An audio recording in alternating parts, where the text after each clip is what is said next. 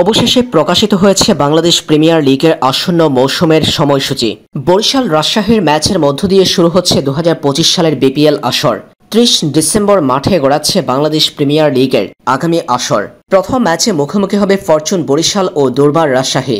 BPL এর আসন্ন আসরকে সামনে রেখে বেশ কিছু বিষয় চূড়ান্ত করেছে বাংলাদেশ ক্রিকেট বোর্ড। শুক্রবারে দিনের খেলা 2টায়, রাতের খেলা অনুষ্ঠিত হবে 7টায়।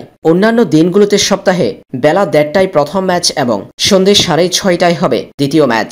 বাংলাদেশ প্রিমিয়ার লিগের এবারের আসরে থাকছে সব অত্যাধুনিক প্রযুক্তি। 3 ভেন্যুতে অনুষ্ঠিত হবে টুর্নামেন্টের 46 ম্যাচ। এলিমিনেটর ও কোয়ালিফায়ার্স ম্যাচের মাঝে একদিন রাখা হয়েছে রিজার্ভ ডে। জানা গেছে বিপিএল এর ফাইনাল ম্যাচ অনুষ্ঠিত হবে 7 ফেব্রুয়ারি।